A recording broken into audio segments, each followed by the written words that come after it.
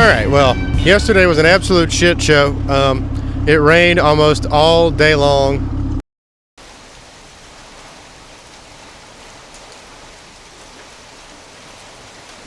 And I decided, screw it, I'm just gonna work in the rain. I set the valve lash in the rain. So, I just really wanted it. I laid down in the driveway and got the drive shaft put in it. The slave cylinder, all the stuff under the car, that was done in a puddle.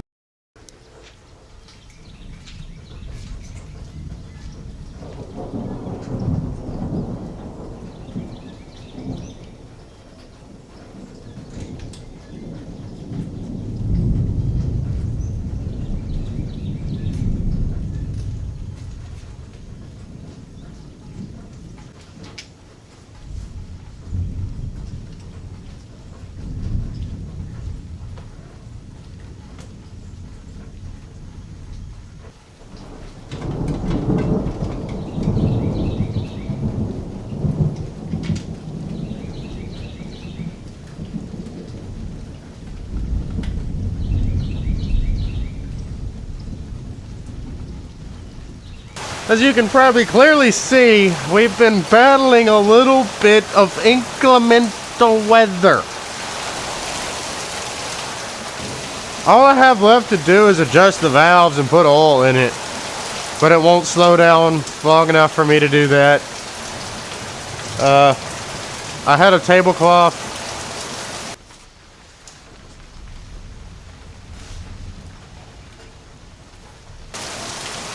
For a while that worked pretty good until it got soaked and fell off. Now I'm soaked, so I guess we're just gonna chill out for a minute.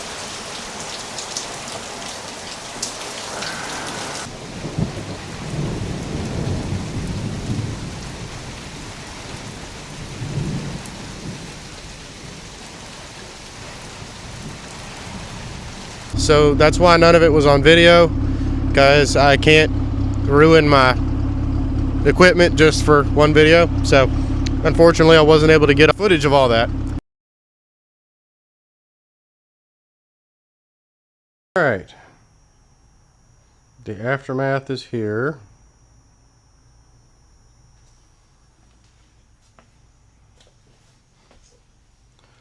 Here's our new engine, all ready to go in. There's ye old faithful. This motor served 44 years of faithful service, continuous service. Get that out of a new car. Same for that transmission right there. First time they've ever been out of the car. Except that's been out to change a clutch, but that doesn't count. Anyway. Alright, we're going to take a trip down to the parts car. Gotta get this motor mount off of here.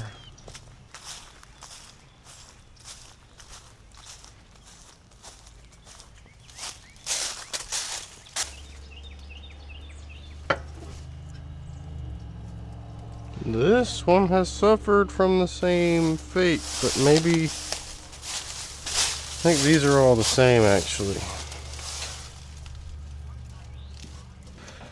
Of course it's gonna fight.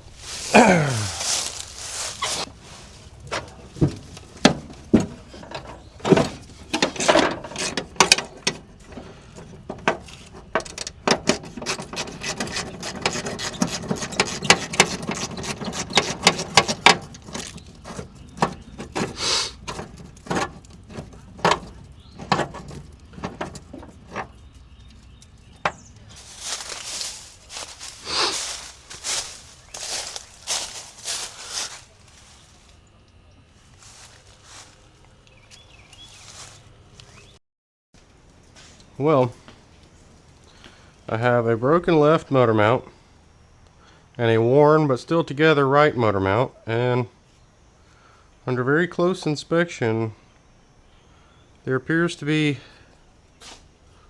no significant difference in them, other than the fact that the new one is a little askew, warped. But yeah, we're gonna pop that in there and let it ride until I can buy a new set of mounts. They're not gonna be hard to change.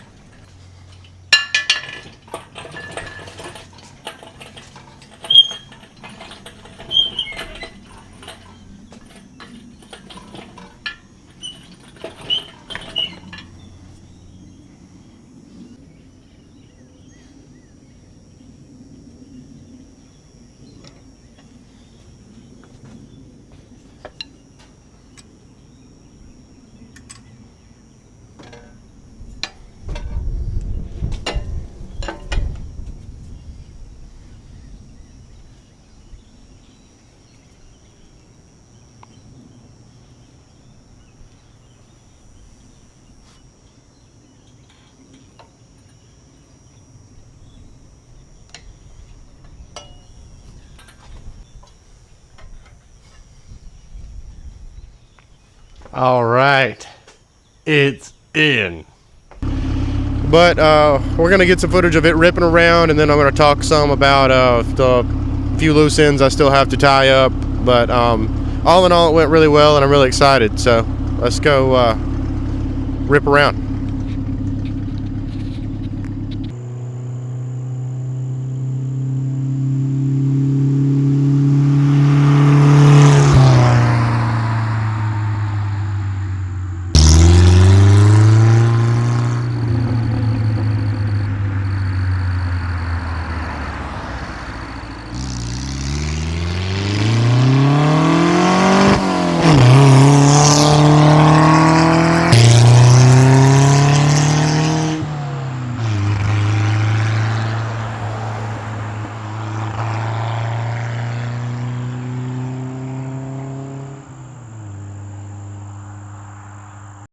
Okay, let's try this again. It helps to have your mic on.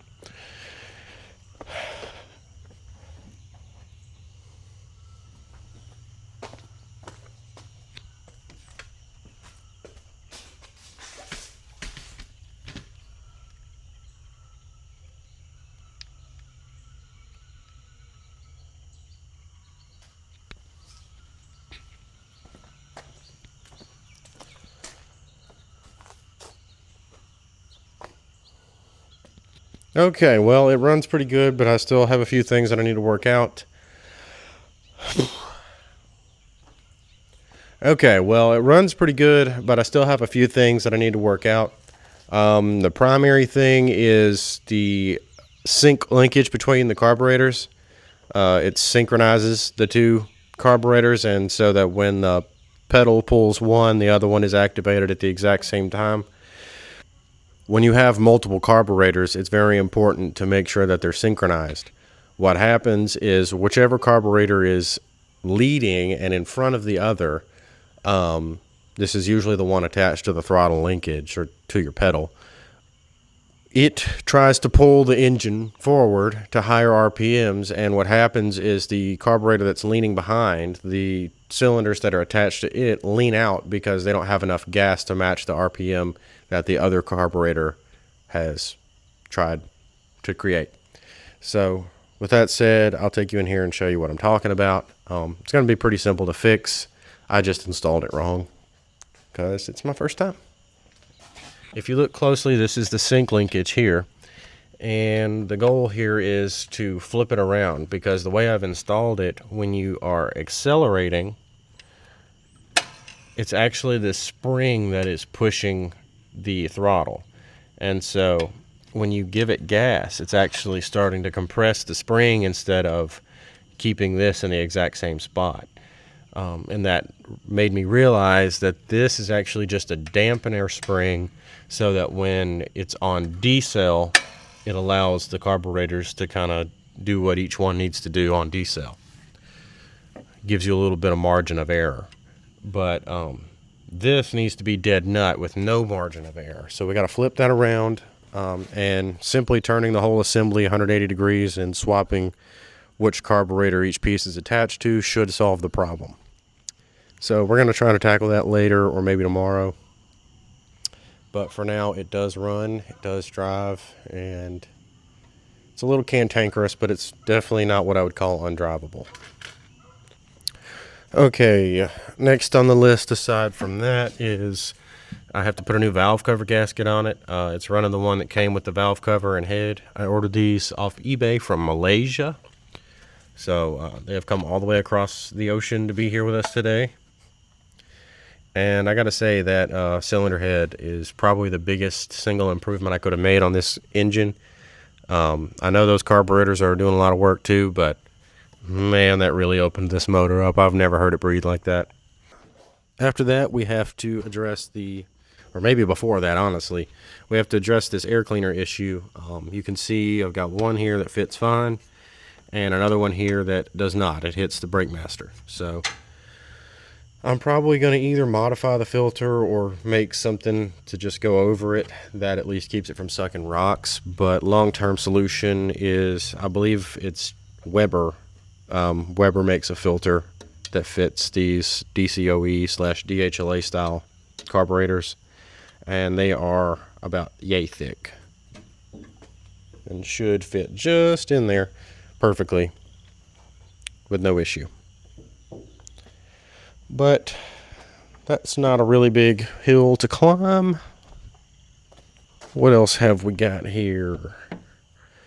I gotta do some loom on the wires, and maybe clean up some of this factory wiring that's no longer being used. But all that stuff is just kind of, when you get to it kind of thing.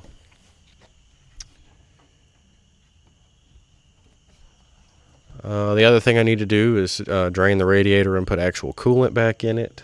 Whenever I put one in the first time, I usually stick with water for the first couple days of running it, because you never know if you're going to have to take it back apart and drain it, or what you're going to have to do. And a lot of times you end up leaking it out because something wasn't tight, so better for it to be water than antifreeze. But I accomplished my goal. I actually did a whole day better than I thought I would. I thought I would still be wrenching on it right now, trying to get it done, praying I would have it done in time for tomorrow. But I was actually able to go drive, make a little bit of money today, and went to go see my brother. And yeah, I actually had a pretty good day testing and tuning on the car, and I'm excited to see where it takes us. Thanks for watching.